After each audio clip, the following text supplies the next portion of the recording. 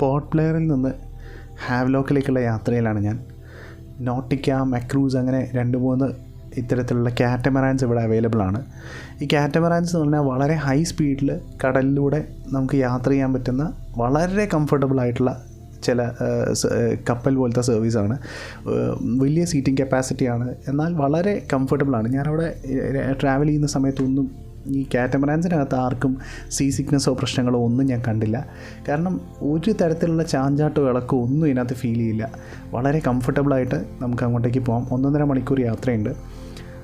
വളരെ നീറ്റായിട്ടാണ് അവർ മെയിൻറ്റെയിൻ ചെയ്തിട്ടുള്ളത്. ഭയങ്കര ലക്ഷൂറിയസ് റൈഡ് അല്ലെങ്കിലും അത്യാവശ്യം വേണ്ട ഫെസിലിറ്റീസ് എല്ലാം ഉണ്ട്. നമുക്ക് ഇടയ്ക്ക് ഈ സ്റ്റാഫ് തന്നെ നമുക്ക് ഫുഡോ വെള്ളമോ ഒക്കെ പർച്ചേസ് ചെയ്യാനൊക്കെ ആയിട്ട് അവർ കൊണ്ടുവന്ന് തരാറുണ്ട്. വളരെ നല്ല ഒരു റൈഡാണ്. നിങ്ങൾക്ക് നല്ല സുഖമായിട്ടൊന്ന് ഉറങ്ങാനുള്ള സമയമൊക്കെ കിട്ടും. ഏതാണ്ട് 1.5 മണിക്കൂറുണ്ട്. അപ്പോൾ പോർട്ട് ബ്ലെയറിൽ നിന്ന് ഹാവ്ലോക്കിൽ പോയിട്ട് അവിടെ നിന്ന് എലഫൻറ്റ് ബീച്ചിലേക്ക് പോകാനാണ് എൻ്റെ പ്ലാൻ. ഇതാണ് ഹാവ്ലോക്കിലെ ഡോക്കിംഗ് സ്റ്റേഷൻ. ഇവിടെ ഇറങ്ങിയിട്ട് നടക്കാവുന്ന ദൂരമേ ഉള്ളൂ. നമുക്ക് എലഫൻറ്റ് ബീച്ചിലേക്ക് പോകാനുള്ള ബോട്ട് നമുക്ക് ബുക്ക് ചെയ്യാൻ പറ്റും. അപ്പോൾ അതാണ് എൻ്റെ പ്ലാൻ. ഞാനവിടെ ഇറങ്ങിയ സമയത്ത് കണ്ട കാഴ്ചയാണിത്. ഹാവ്ലോക്കിലെ ഡോക്കിംഗ് സ്റ്റേഷനിൽ ഇറങ്ങിയ സമയത്താണ്. ക്രിസ്റ്റൽ ക്ലിയർ വെള്ളമാണ് അവിടെ. അപ്പോൾ ആ വെള്ളത്തിൽ നമ്മുടെ ഗപ്പികളുടെ കുറച്ചുകൂടെ വലിയ സൈസുള്ള മീനുകൾ പോലെ ഭയങ്കര ഭംഗിയുള്ള ഭയങ്കര രസമുള്ള നിറമുള്ള മീനുകളായിരുന്നു ഞാനവിടെ കണ്ടത്. ഭയങ്കര ബ്യൂട്ടിഫുൾ ആയിട്ടുള്ളൊരു വെൽക്കം സൈറ്റായിരുന്നു അത്. അതുപോലെ തന്നെ ഇതാണ് നേവി ബ്ലൂ എന്ന് പറയുന്ന നിറം എന്ന് എനിക്ക് അപ്പോഴാണ് മനസ്സിലായത്. കാരണം ഇത്ര മനോഹരമായിട്ടുള്ള വെള്ളം ഞാൻ എവിടെയും കണ്ടിട്ടില്ലായിരുന്നു. ടെർക്കോയിസ് കളർ വാട്ടർ, കുറച്ചുകൂടി ഡെപ്തിൽ പോകുന്ന സമയത്ത് അത് നേവി ബ്ലൂ ആവുന്നു. അങ്ങനെ പല നിറങ്ങളുള്ള അതിമനോഹരമായിട്ടുള്ള ബീച്ച്. ഞാൻ ഇതുവരെ കണ്ടതിൽ വെച്ച് ഏറ്റവും മനോഹരമായ ബീച്ച് ഞാൻ ആൻഡമാനിലാണ് കണ്ടത്. ഇവിടെ നിന്നാണ് നമ്മൾ എലഫൻറ്റ് ബീച്ചിലേക്ക് പോകാനുള്ള ടിക്കറ്റുകൾ എടുക്കുന്നത്. അപ്പോൾ ഇവിടെ നിന്ന് നമ്മളൊരു ബോട്ടിൽ കയറി ഏകദേശം ഒരു 1/4 മണിക്കൂർ ദൂരം യാത്രയുണ്ട്. 11 പേർക്ക് അങ്ങനെയാണ് ഈ ബോട്ടിൽ കയറാനുള്ള കപ്പാസിറ്റി.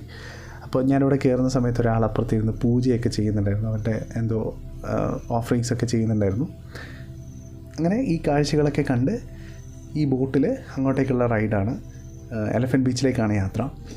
അതും ഭയങ്കര എൻജോയബിളായിരുന്നു. കാരണം ഈ വെള്ളത്തിൻ്റെ സ്പ്ലാഷും ഇതിനിടയിൽ ഈ ബോട്ടൊക്കെ ഇവർ കടലിൻ്റെ നടുക്കൻ മീൻസ് കുറേ ഉള്ളോട്ടേക്ക് തന്നെ അവിടെ പാർക്ക് ചെയ്തിട്ടുണ്ടാവും. അതിനിങ്ങനെ ഇടിക്കാൻ പോണ പോലെ പോയിട്ട് ലാസ്റ്റ് മിനിറ്റിൽ ഇവർ തെറ്റിച്ച് പോകുന്നു. നല്ല രസമാണ്. ഇത് കണ്ടോ, പല നിറങ്ങളുള്ള കടൽ. ഒരു സൈഡിൽ നേവി ബ്ലൂ, ഒരു സൈഡിൽ ഗ്രീൻ കളർ, പിന്നെ സൈഡിലേക്ക് എത്തുന്ന സമയത്ത് ഒരു വൈറ്റ് ഷെയ്ഡിലേക്ക് വരും. ഇതൊക്കെ ഇതിൻ്റെ അടിയിലുള്ള പാറയിൽ നിന്നുള്ള റിഫ്ലക്ഷൻസാണ്. അപ്പം കുറച്ചുകൂടി ഡെപ്തുള്ള സ്ഥലം ആണെങ്കിൽ അവിടെ ഈ ബ്ലൂ കളർ വരും. കുറച്ചുകൂടെ ഷാലോ ആയിട്ടുണ്ടെങ്കിൽ അവിടേക്ക് ഗ്രീൻ വരും. അങ്ങനെ ഓരോ സംഭവങ്ങൾ. ഇപ്പോൾ കാലാപത്തർ എന്ന് പറഞ്ഞ ബീച്ചിൽ പോയപ്പോൾ അവിടെ കല്ലടിയിലുള്ള സ്ഥലത്ത് കറക്റ്റായിട്ട് കളർ മാറുന്ന പോലെ ഉണ്ടാവും. അങ്ങനെ രസമുള്ള ഒരു റൈഡാണ്. നമ്മുടെ കാലാപ്പാനി സിനിമയിലൊക്കെ ഈ ഭാഗത്ത് എവിടെയൊക്കെ ആയിരുന്നു എന്ന് തോന്നുന്നു, അറിയില്ല കേട്ടോ. കണ്ടപ്പോൾ അങ്ങനെയൊക്കെ തോന്നി. ഇതാണ് എലഫൻറ്റ് ബീച്ച്. ഇവിടെ ഒരുപാടധികം വാട്ടർ സ്പോർട്ട് ആക്ടിവിറ്റീസ് ഉണ്ട്. ഇപ്പോൾ കടലിനടിയിലുള്ള കാഴ്ചകൾ കാണാനാണ് ഈ സ്നോർക്കലിംഗ് എന്ന് പറയുന്ന സംഭവം. ഇപ്പോൾ ഈ മിക്കവാറും ആൾക്കാരൊക്കെ ഈ പാക്കേജ് ടൂറിൽ ഇത് ഫ്രീ ആയിട്ട് പറയും. അതെന്താ സംഭവം എന്ന് വെച്ചാൽ ഒരു ലോക്കൽ സാധനം എടുത്തിട്ട് നമ്മളൊരു കുറച്ച് ദൂരം അതിൻ്റെ അടിയിൽ കൂടെ നമ്മൾ നോക്കുന്ന സമയത്ത് ഒരു ലോക്കൽ സാധനം എന്ന് പറഞ്ഞാൽ അത് നമുക്ക് ബ്രീത്ത് ചെയ്യാനും വെള്ളത്തിനടിയിലുള്ള കാഴ്ചകൾ കാണാനുള്ളൊരു സാധനമാണത്. അത് വെച്ച് പോകുന്ന സമയത്ത് കടലിൻ്റെ അടിയിൽ വെറും മണൽ മാത്രമേ കാണുള്ളൂ. അത് കഴിഞ്ഞ് പിന്നെ പോകണമെന്നുണ്ടെങ്കിൽ അതിന് എക്സ്ട്രാ ചാർജാണ്.